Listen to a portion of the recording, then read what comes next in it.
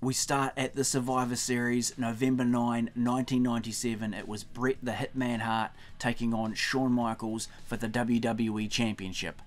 Bret Hart walked into the match as champion, but he didn't want to lose the title to Shawn Michaels in his own home country of Canada, and said that he would either forfeit or drop the title the next night on Monday Night Raw. But Vince McMahon had other ideas.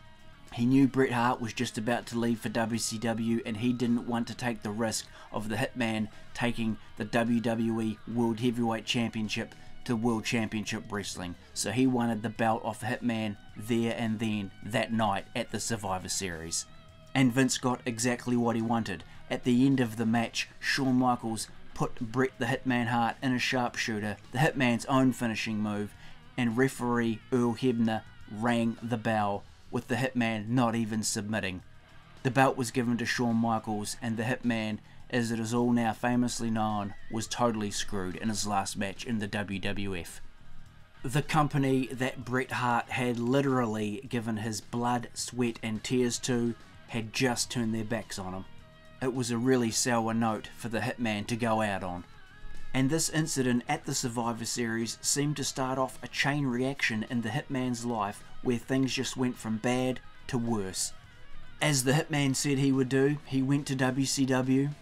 However, his brother Owen Hart was still wrestling for the WWE, and in May of 1999 in Kansas City at the Kemper Arena, a tragic accident occurred when Owen Hart fell 78 feet into the ring, hitting his head on a turnbuckle, thus ending his life. Owen was Bret's little brother, and he was just 34 years old at the time he died. Needless to say, this tragedy was just devastating for Bret Hart and the entire Hart family. A tribute match for Owen was held in WCW in October of 1999. It was between Bret Hart and Chris Benoit. The match was held in Kansas City at the Kemper Arena, the same arena where Owen Hart had died only a few months earlier. The two had an absolute classic wrestling match that night from bell to bell, honouring Bret's late brother, Owen. Following the October tribute match, the Hitman will go on to face Goldberg in December of '99 at the Starrcade pay-per-view with the WCW World Heavyweight Championship on the line. But however, there was much more than just a title on the line at this pay-per-view. Bret Hart's career was on the line because he got stiffed by a pretty careless kick by Goldberg, which caused a severe concussion to Bret Hart.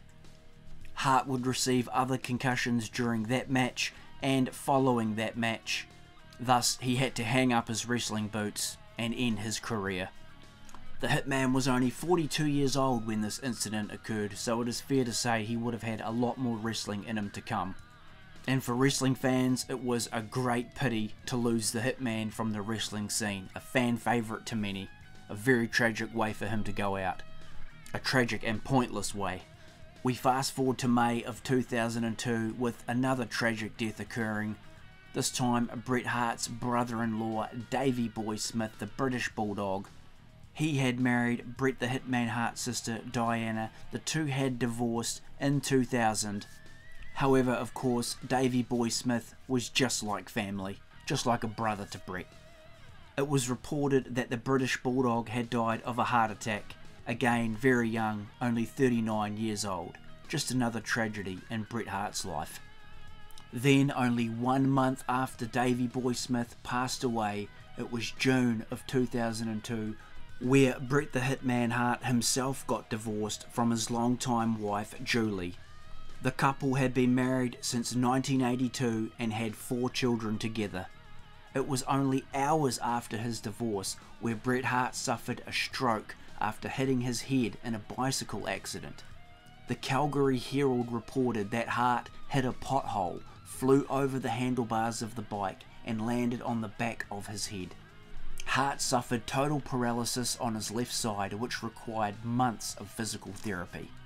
And as we fast forward to February of 2016, Bret Hart announced through a Facebook post that he had been diagnosed with prostate cancer.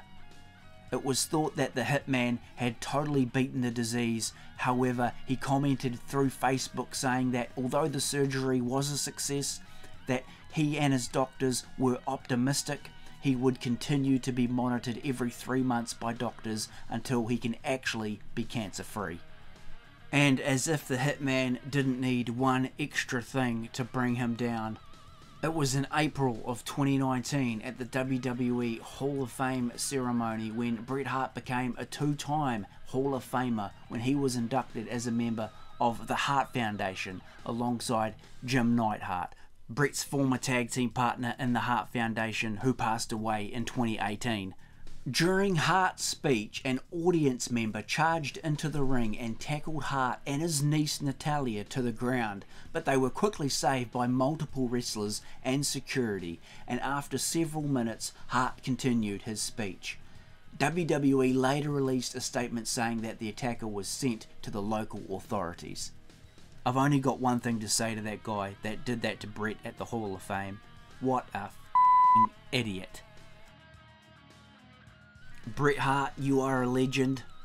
In this video, you guys have seen the stuff that Bret Hart has had to endure during his life.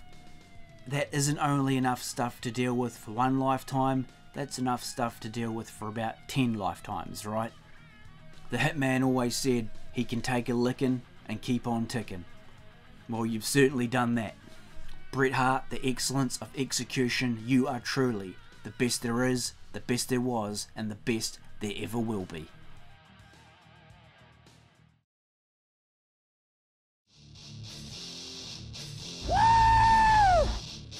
Thanks heaps guys for tuning into the video. Be sure to drop a scorpion death drop on that like button and subscribe to the channel for more awesome pro wrestling action from the WWE, the WCW and much more.